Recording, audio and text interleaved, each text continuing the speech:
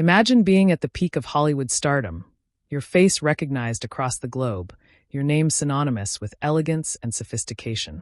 Now imagine boarding a civilian aircraft on a seemingly routine flight, only to become the target of enemy fighter planes over the vast, unforgiving Atlantic Ocean. This isn't the plot of a thriller film. This is the true story of Leslie Howard, the British actor who played the gentleman Ashley Wilkes in Gone with the Wind, a man whose final journey became one of World War II's most enduring mysteries. Was he simply an unfortunate victim of war's indiscriminate cruelty? Or was there something far more sinister at play? Did the Nazis deliberately hunt him down because of his secret life as a spy? Or was his death a tragic case of mistaken identity, with German forces believing someone far more valuable sat aboard that doomed aircraft?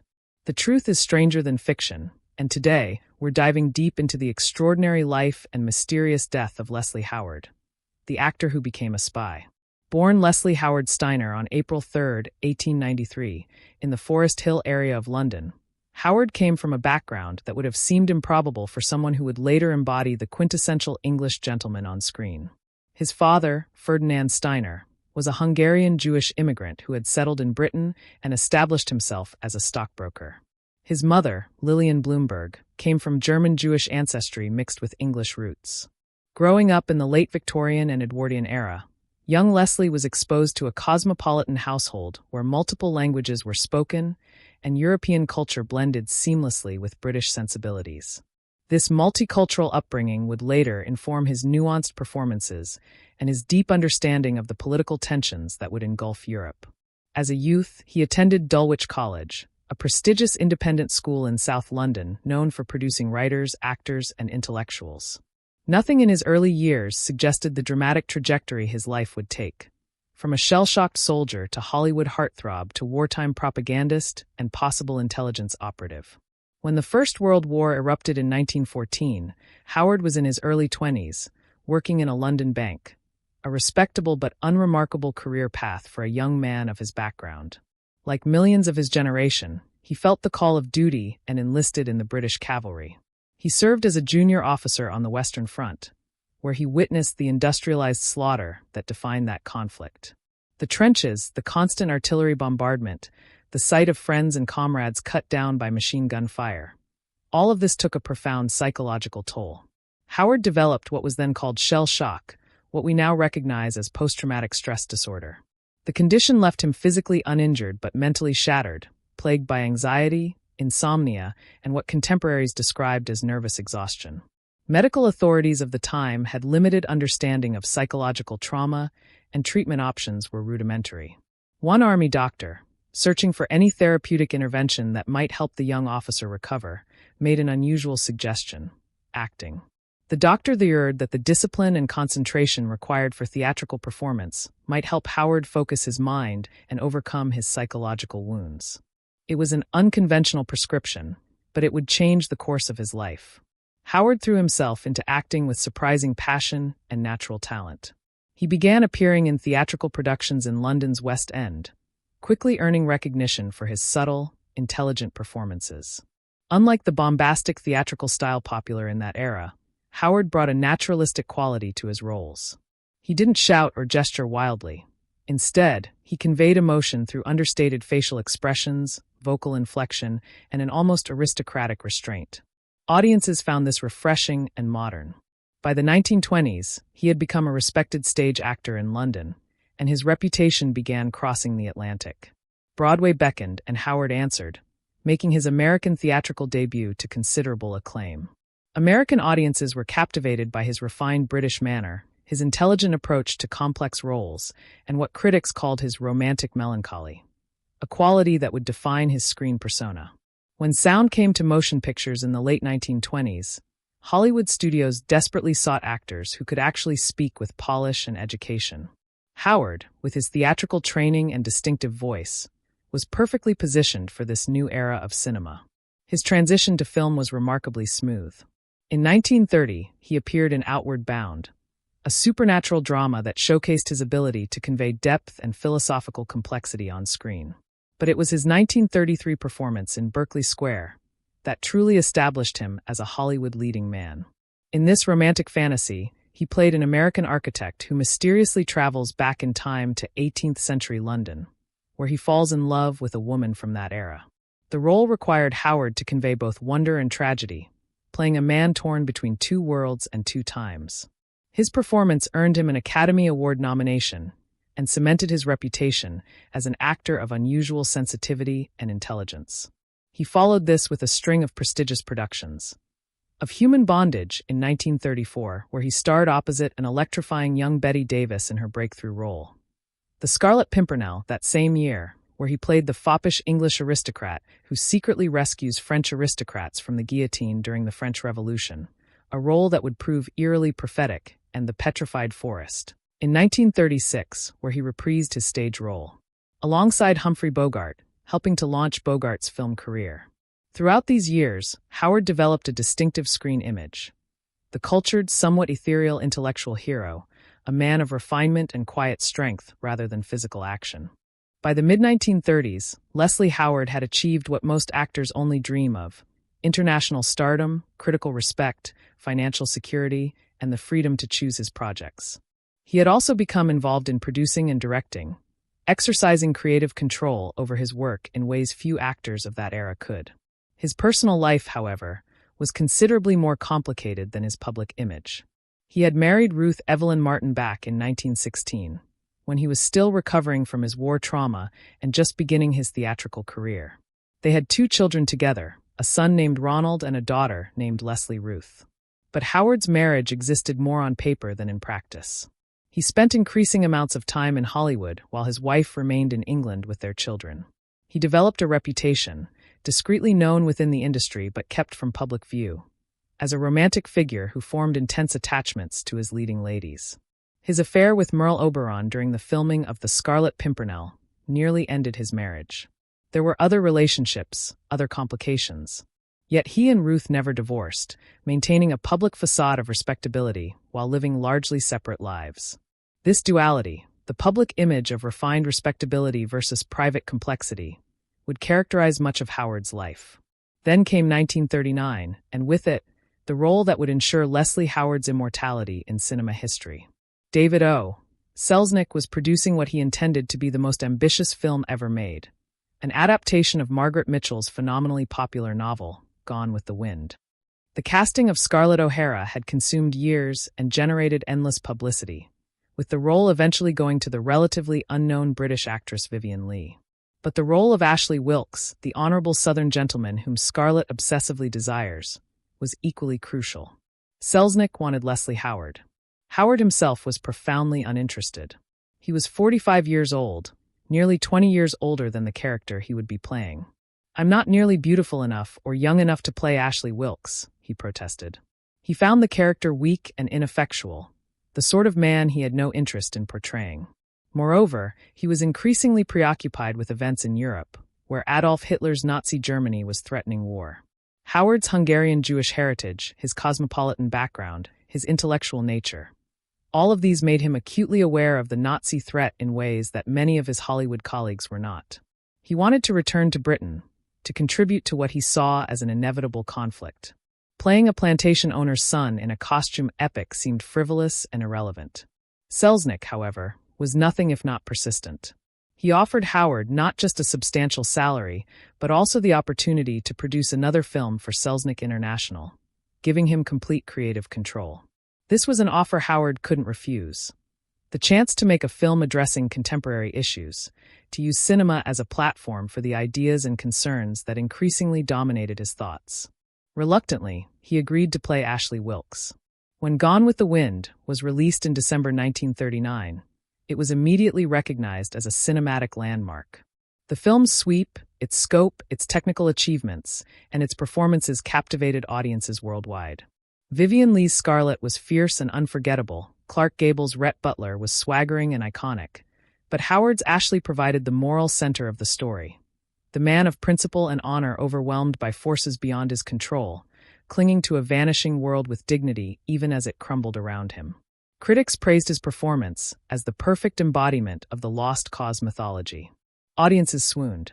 The film became the highest-grossing movie of its time, a record it would hold for decades.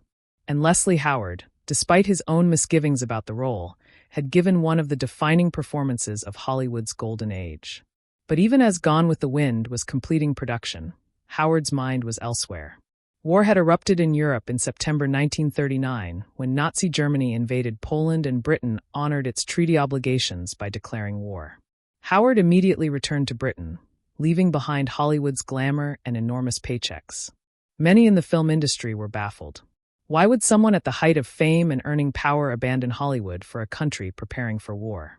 But for Howard, the choice was obvious and not really a choice at all.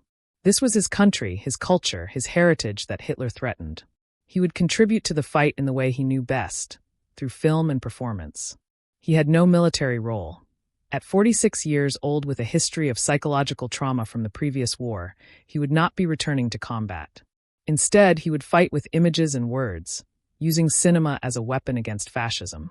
He quickly established himself as one of Britain's most important cultural figures in the war effort, producing and starring in a series of films designed to boost British morale, encourage American intervention, and showcase British resistance to Nazi aggression. His first major wartime project was Pimpernel Smith, released in 1941. This was a deliberate updating of The Scarlet Pimpernel, transplanting the story from revolutionary France to Nazi Germany. Howard played Professor Horatio Smith, an eccentric archaeology professor who leads students on an excavation in Germany while secretly rescuing concentration camp prisoners and smuggling them to safety. The film was both an adventure story and anti-Nazi propaganda, making explicit what had been implicit in the earlier film, that the true enemy of civilization was not revolutionary excess but fascist tyranny. Howard produced, directed, and starred in the film, pouring his creative energy and personal convictions into every frame. The movie was a significant success in Britain and helped crystallize opposition to Nazism at a crucial moment when Britain stood alone against Hitler. Pimpernel Smith did something else as well. It reportedly inspired Raoul Wallenberg, the Swedish diplomat who would later save thousands of Hungarian Jews from the Holocaust. Wallenberg saw the film and was moved by the idea of a seemingly ordinary person using position and privilege to rescue victims of Nazi persecution. Art had inspired life-saving action. Howard followed this with The First of the Few in 1942, a biographical film about R.J. Mitchell, the British engineer who designed the Spitfire fighter plane. The Spitfire had become iconic during the Battle of Britain, when the Royal Air Force successfully defended British skies against the German Luftwaffe's bombing campaign. In portraying Mitchell, Howard was celebrating British ingenuity, technical achievement, and the quiet determination that had saved the nation in its darkest hour. He both starred as Mitchell and directed the film, continuing his pattern of total creative control over projects that mattered to him. The film resonated deeply with British audiences, who saw their own sacrifice and resilience reflected in Mitchell's story of dedication to a vision that would ultimately preserve their freedom. Throughout this period, Howard was also broadcasting on BBC Radio, giving talks that were heard across Britain and in occupied Europe, providing encouragement and affirming that British culture and values would survive Nazi barbarism. The British Film Yearbook would later describe his work during these years as one of the most valuable facets of British propaganda. But was Howard merely a propagandist and cultural ambassador, or was he something more? This question lies at the heart of the mystery surrounding his death. Rumors had circulated during the war and intensified afterward that Howard was involved with British intelligence, that his public activities, the films, the lectures, the broadcasts, provided cover for espionage work. The nature of this alleged intelligence work has never been definitively established, partly because intelligence services, particularly British ones, maintained secrecy about their operations for decades, and partly because much evidence was lost or destroyed. But there are tantalizing hints and circumstantial evidence suggesting Howard's involvement went beyond public propaganda. His frequent travels during wartime were unusual for someone without official government or military status. His connections to intelligence figures were documented. And there was his trip to Spain and Portugal in the spring of 1943, the journey that would lead to his death. In April 1943, Howard flew to neutral Lisbon, Portugal.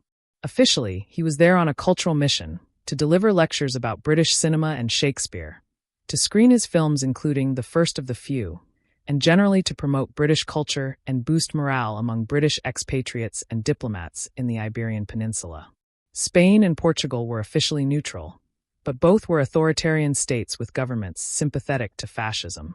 Spain's dictator Francisco Franco owed his power to Hitler and Mussolini, who had supported him during the Spanish Civil War. Portugal's strongman Antonio Salazar maintained careful neutrality, while allowing both Allied and Axis powers to operate in his country. Lisbon had become a hotbed of international intrigue, a city where British, American, German, and Italian intelligence services all maintained substantial operations, where spies and double agents crossed paths in hotel lobbies and cafes, where information was bought and sold, and where desperate refugees sought passage to America or Britain. It was, in short, the perfect setting for a spy thriller. Howard's lecture tour in Lisbon and Madrid was sufficiently sensitive that correspondence about it involved Anthony Eden, the British Foreign Secretary. Why would the Foreign Secretary concern himself with an actor's speaking tour unless that tour had diplomatic or intelligence dimensions? Howard met with British intelligence personnel in Lisbon, including the local MI6 station chief. He gave his lectures to mixed audiences that certainly included German and Spanish intelligence operatives, taking note of who attended and what was said. He screened the first of the few, a film celebrating the weapon that had defeated the Luftwaffe in a city crawling with German spies. And he met with various individuals whose identities and purposes remain murky. What exactly was Howard doing during these weeks? Was he merely giving speeches and showing films? Or was he gathering intelligence about German operations in Iberia? Was he making contact with potential sources or agents? Was he assessing Spanish and Portuguese political sentiment? We simply don't know with certainty, but the circumstances strongly suggest his trip involved more than cultural diplomacy. What we do know is that Howard was scheduled to return to Britain on June 1, 1943, aboard BOAC Flight 777. Operated by Dutch airline KLM using a DC-3 aircraft named Ibis. This was a regularly scheduled civilian flight from Lisbon to Bristol, one of the few remaining commercial air connections between neutral territory and Britain. Because of the war, the route was hazardous. The plane would have to fly through airspace patrolled by German fighters and over waters where German submarines operated. To minimize risk, the flight path took the DC-3 far out over the Atlantic, west of the usual coastal route, attempting to stay beyond the range of German aircraft based in occupied France. Additionally, these civilian flights operated under international law protecting non-combatant aircraft, displaying civilian markings and following established procedures meant to ensure they would not be attacked. In theory, this should have been safe. In practice, war makes nothing truly safe. Howard was traveling with his personal manager and accountant, Alfred Chunhals, a portly, jovial man who enjoyed cigars and bore, in a way that would take on immense significance, a physical resemblance to Winston Churchill. Also aboard the Ibis that morning were 11 other passengers. British businessmen, a woman traveling with 2 children, a Reuters correspondent, and several individuals whose backgrounds remain mysterious or at least ambiguous. Some researchers have suggested that several passengers may have had intelligence connections, though this remains speculative. The crew consisted of the Dutch captain and several crew members. It was an eclectic group, typical of wartime travel when desperation, duty, and opportunity mixed people from different worlds together in confined spaces. At approximately 9:30 on the morning of June 1st, the Ibis lifted off from Portela Airport in Lisbon, climbing into clear skies and turning northwest toward the Atlantic and Britain beyond. The flight was expected to take approximately 5.5 hours. For the first 3 hours, everything proceeded normally. The DC-3 droned over the blue waters, heading northwest into international airspace. Aboard, passengers read, dozed, or gazed out at the featureless ocean below. Then, at approximately 12:45 p.m., about 200 miles northwest of Cape Finisterre in Spain, still over the Bay of Biscay, and more than 100 miles from the French coast, the unthinkable happened. 8 German Junkers Ju-88 fighters, long-range multi-role aircraft capable of both bombing and fighter operations, intercepted the Ibis. Where they came from, how they knew to be in that exact location at that exact time, remains part of the mystery. The Ju-88s approached the defenseless civilian aircraft, and without warning or challenge, they opened fire. The DC-3 had no defenses, no weapons, no ability to outrun or outmaneuver fighter aircraft. The German planes made multiple passes, raking the Ibis with cannon and machine gun fire. Witnesses on a distant ship reported seeing an aircraft under attack, seeing smoke trailing from it, seeing it lose altitude. Within minutes, the Ibis was critically damaged. Fire spread through the fuselage. The controls were destroyed. Captain Quirinus Tepes fought desperately to maintain control, but it was hopeless. The DC-3 plunged toward the ocean, trailing flames and debris. It struck the water with tremendous force and immediately broke apart. There were no survivors. All 17 people aboard, 13 passengers and 4 crew members, perished in the attack or drowned in the wreckage. Their bodies were never recovered. The ocean that had witnessed this war crime kept its victims. When news reached Britain later that day that Flight 777 was missing and presumed lost, there was immediate shock and grief. As the passenger list became known and Leslie Howard's name appeared on it, the shock intensified into national mourning. Howard was not merely a famous actor. He had become a symbol of British cultural resilience, a voice of civilization against barbarism. His loss was felt personally by millions who had seen his films or heard his broadcasts. But shock and grief quickly gave way to darker questions. Why had a civilian aircraft, clearly marked, following an established neutral route, been deliberately shot down? This was not a case of tragic misidentification or accidental engagement. Multiple German fighters had pursued and systematically destroyed the plane. It was murder, but was it random murder or targeted assassination? The first theory to emerge, and the one that captured immediate public attention, was that the Germans had believed Winston Churchill was aboard the flight. Churchill had been in Algiers for a conference with Allied commanders, including American generals Eisenhower and Marshall, discussing the invasion of Sicily and future Mediterranean strategy. His return route to Britain was secret, as it always was, but he typically traveled by military aircraft under heavy escort. However, the theory suggested that German intelligence might have received faulty information suggesting Churchill would return via the civilian Lisbon flight, perhaps attempting to avoid detection by using a routine commercial service rather than an obvious military transport. The presence of Alfred Chun Halls, Howard's portly, cigar-smoking companion, gave the theory superficial plausibility. At a distance or in a blurry photograph, Chun Halls might conceivably be mistaken for Churchill. Both were heavy-set men who enjoyed cigars. If German spotters at Lisbon airport had observed a corpulent, cigar-smoking figure boarding the flight and reported this to their superiors, it might have triggered the attack. This theory had several problems, however. First, German intelligence in Lisbon was sophisticated and professional. They maintained detailed surveillance of the airport and would have had multiple sources confirming or denying Churchill's presence. The idea that they would order an attack based on a superficial physical resemblance seems improbable. Second, Churchill himself denied being the target. In his memoir and in private correspondence, he stated that he had returned from Algiers several hours before the Ibis took off, flying by military transport on a completely different route. Third, the Germans had to have deployed the Ju-88s from their base in France to be in position to intercept the flight. This required advanced knowledge of the flight's schedule, route, and timing.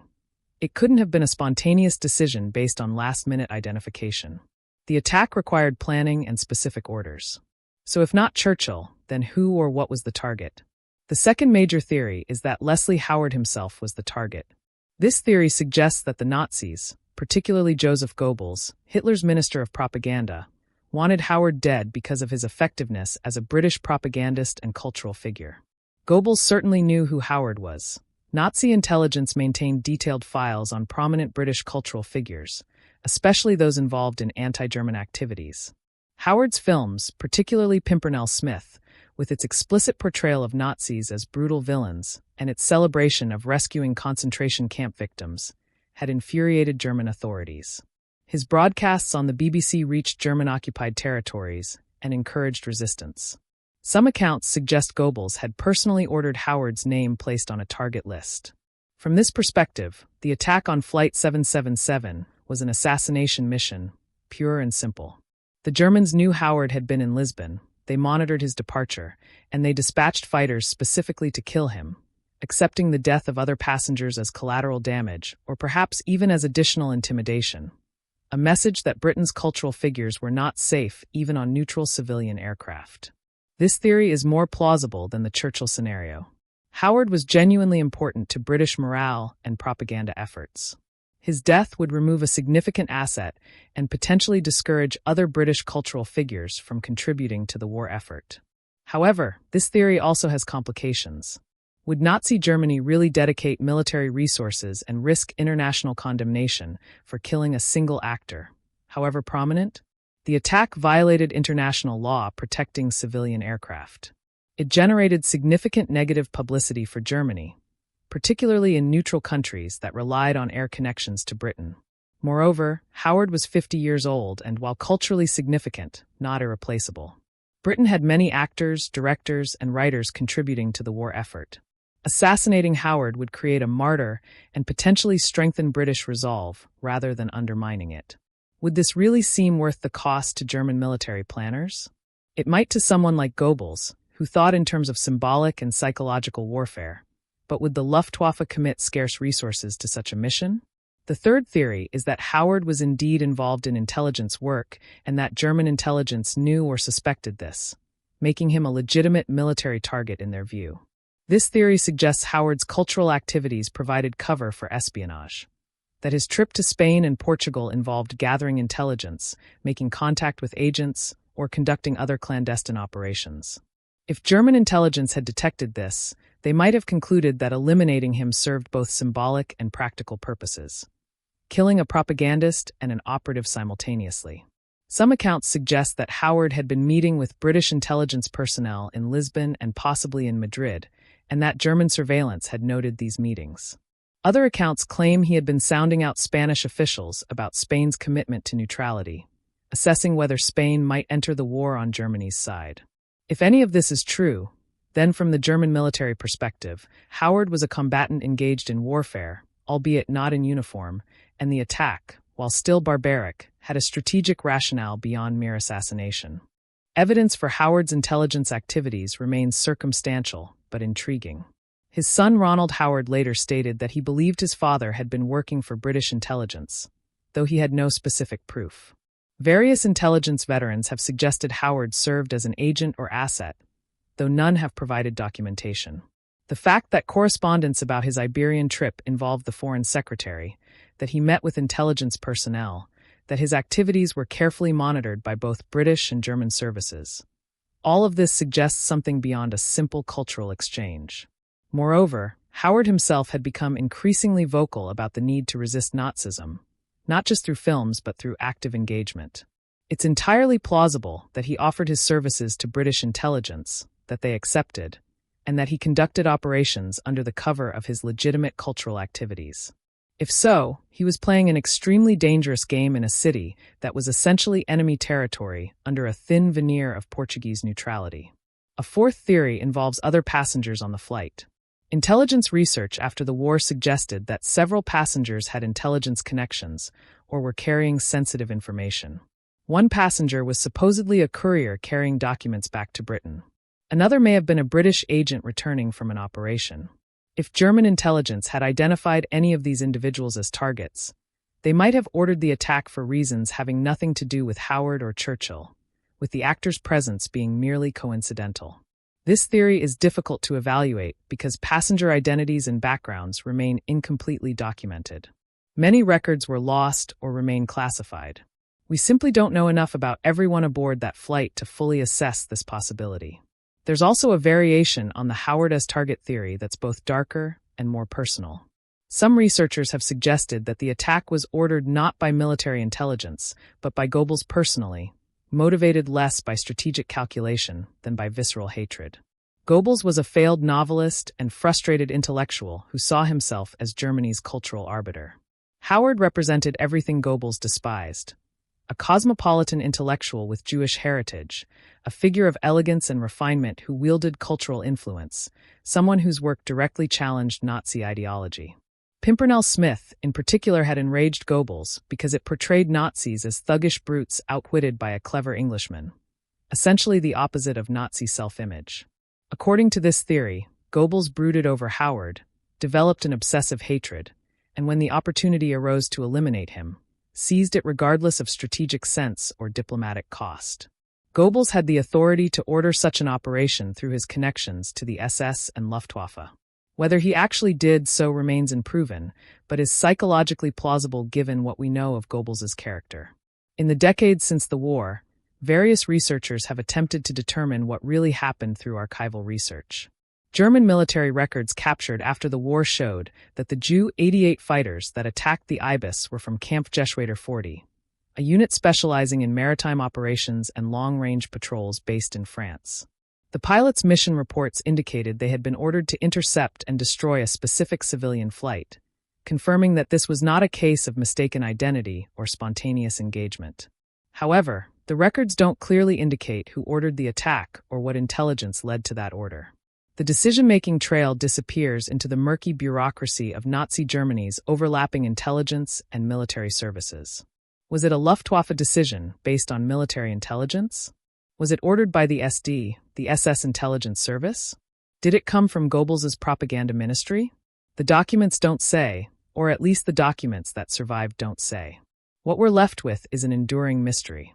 The most likely explanation, based on available evidence, is that Leslie Howard was deliberately targeted, that German intelligence knew he was aboard the flight, and that the attack was ordered specifically to kill him. Whether this was because of his propaganda work alone, because of suspected intelligence activities, or because of personal animosity from Nazi leadership, remains uncertain. It's also possible that multiple factors converged, that Howard was targeted both for his cultural significance and for suspected espionage, and that his death served multiple purposes for the Germans. What seems clear is that this was not an accident, not a case of mistaken identity regarding Churchill, and not a random attack on a civilian aircraft that happened to be in the wrong place at the wrong time. This was murder, and Leslie Howard was the victim either primarily or significantly. The impact of Howard's death reverberated throughout Britain and the film world. His memorial service at St. Martin-in-the-Fields in London drew thousands of mourners.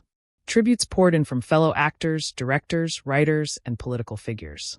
Winston Churchill himself, whether or not the attack had been meant for him, expressed profound grief at the loss.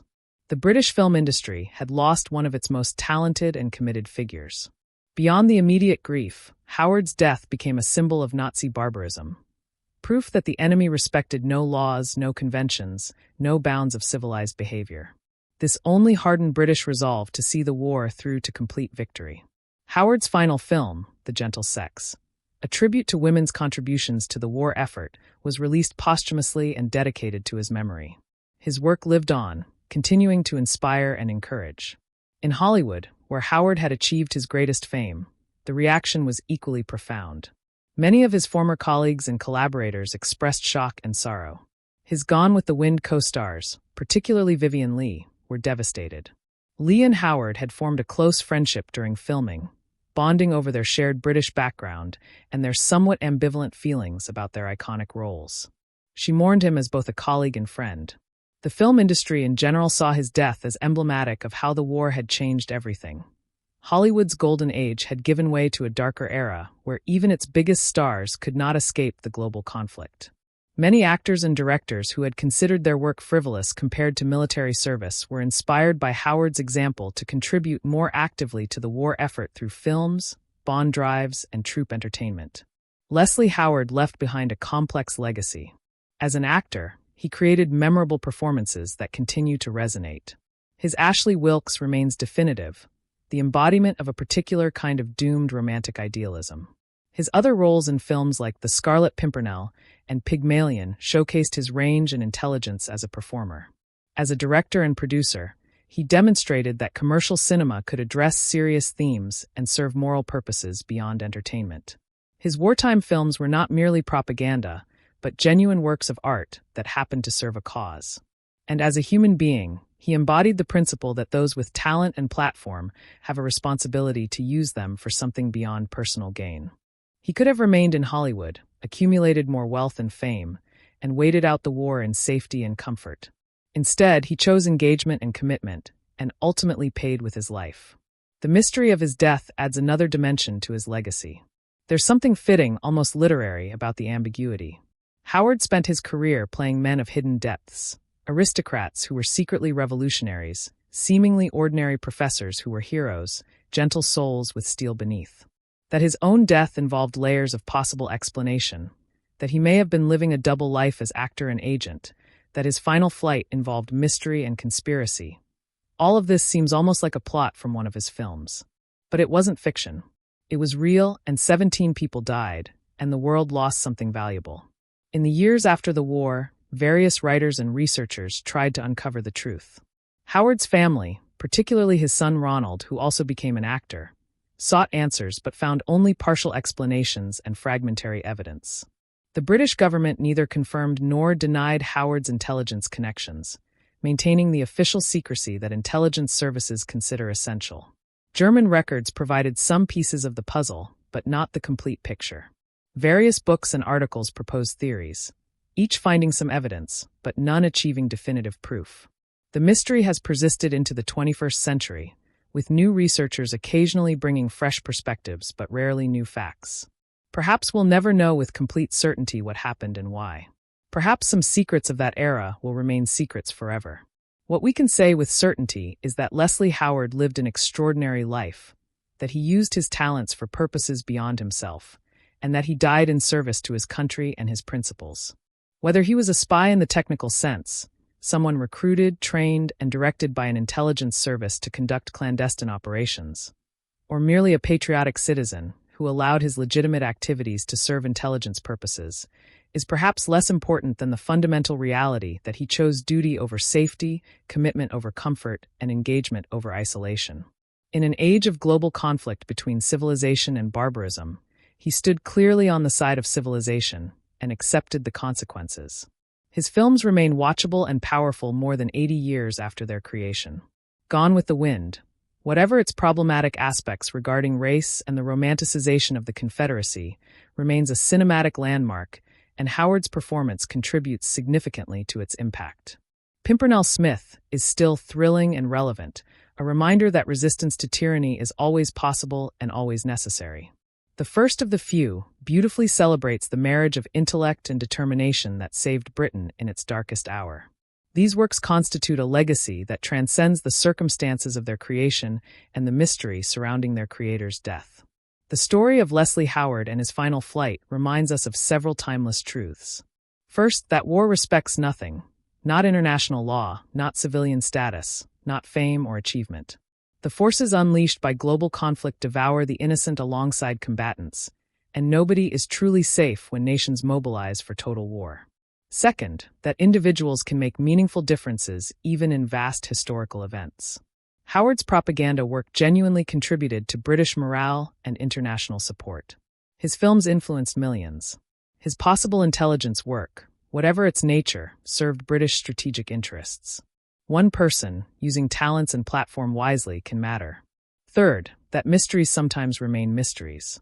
Despite decades of research, despite access to archives, despite the testimony of witnesses and the analysis of experts, some questions have no definitive answers. We can gather evidence, propose theories, assess probabilities, but uncertainty remains. This can be frustrating for those who want closure, but it's also a reminder of the limits of historical knowledge and the complexity of human affairs. Finally, the story reminds us that heroism comes in many forms. We typically celebrate soldiers who charge enemy positions, pilots who shoot down enemy aircraft, leaders who make momentous decisions. These are valid and worthy objects of admiration. But Leslie Howard's heroism was different. The heroism of the artist who puts talent in service of truth, who uses culture as a weapon against tyranny, who accepts risk in pursuit of duty. This quieter heroism, less immediately dramatic but no less real, deserves recognition and remembrance. Howard didn't die on a battlefield in uniform. He died in civilian clothes aboard a commercial aircraft. But he was as much a casualty of war, as much a victim of Nazi aggression, as any soldier killed in combat. And if he was indeed conducting intelligence operations, he was as much a combatant as any commando behind enemy lines.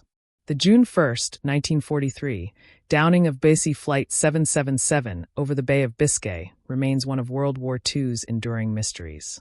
17 people died that day, each a victim of Nazi Germany's war against civilization. Among those 17 was Leslie Howard, the actor who played Ashley Wilkes, the sophisticated British star who had conquered Hollywood, the propagandist who used cinema to rally his nation, and possibly the spy who served his country in ways we may never fully understand. His death was tragic, mysterious, and emblematic of an age when nobody was safe and everyone was forced to choose sides. He chose well, and he paid the price, and his memory deserves to be honored. The gentle gentleman of the screen proved to be a warrior when it mattered most, fighting with the weapons of culture and possibly intelligence against an enemy that respected neither. That his final flight became a mystery only adds to his legend, but the essential story needs no embellishment. Leslie Howard lived extraordinarily, contributed significantly, and died heroically. His legacy endures in his films, in the example he set, and in the questions that still surround his fate.